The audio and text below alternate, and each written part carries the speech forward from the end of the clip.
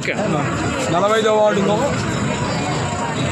దళిత ఎస్సీలు బీసీలు అందరూ కలిసి ఇక్కడ గుడి ప్రారంభం కోసంకి గరుడ స్తంభము, బొడ్రాయి, సరస్వతి విగ్రహము, నాకట్ట, నందిని అన్నీ కలిసి ఈరోజు మేము పండగలాగా జరగాల.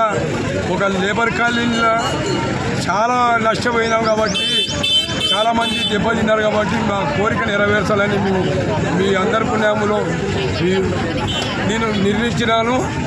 ప్రజలకి ఈరోజు కూడా తృప్తి చాలా అయిపోయింది. ఎందుకంటే 44 ఏళ్ళు అయింది ఇక్కడ మేము వచ్చి. ఒక్కరోజు కూడా మేము అనుకోలేదు ఇది పెట్టాలా, ఇది ప్రారంభం చేయాలా.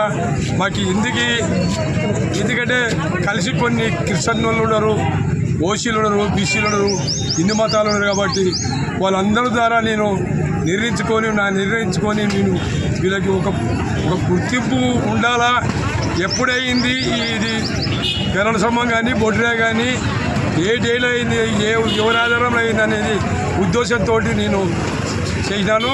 అదే మా భారతీయతో కూడా నేను ఆలోచించి మా నాయకుడు మా లీడర్తో నేను ఆలోచించుకొని నేను సార్ ఈ రకంగా చేస్తున్నాను, మీరు నాకు సహకరించండి అంటే చేసుకోబ్బా నీకెందుకు, నీ కార్యక్రమం చేసుకో, దానికి పడ్డపోండి అంటే సరే మీరు మాకు సాయం చేయాలా అడుగడుగునా అని పిల్లల్ని నమ్ముకున్నాము కాబట్టి మాకు ఖచ్చితంగా తీసి కుటుంబం అంటే మాకు ఒక దేవునితో సంబంధం, ఒక మేము ఫ్యామిలీతో సంబంధం. ఆయనకి మాకు అన్నిటికీ సహకరిస్తున్నాడు కాబట్టి ఆయన ఆధారం లేని నేను మాత్రము చేయలేను. ఆయన ఆధారం వల్లనే, ఆయన ఆచారం వల్లనే నేను ఈరోజు నిర్ణయించుకొని మా ప్రజలు 45 వాడు ఆడపిల్లలు కానీ, యూత్ కానీ, పెద్దలు కానీ, చుట్టుముట్టు పల్లెలు ఎగరమల కాలనీ కానీ, శ్రీకృష్ణ కాలనీ కానీ, శ్రీనగర్ కాలనీ కానీ, అశోకనగర్ కానీ వాళ్ళకందరికీ చెప్పి పాంప్లెట్ పంచి తృప్తి పొందాలా, మీరందరూ వచ్చి దీవించి భోజనం చేసుకొని పోవాలని 1 గంట నుంచి మేము అందరికీ మనవి చేస్తున్నాము. వచ్చిన వాళ్ళ ఆడపిల్లలు కూడా గరుడ స్తంభంకి వచ్చి దీవించి చల్లగా ఉండని ఈరోజు 45వ వార్డు అని ఆలోచిస్తే చాలు, వాళ్ళు దీవించిపోతే చాలు. మాకు అంతకనే కోరిక లేదు. ప్రజలకి అందరికీ నమస్కారము. మీ పేరు? నా పేరు సింగన్న, మాజీ కార్పొరేటర్, ప్రెసిడెంట్ కూడా కార్పొరేటర్.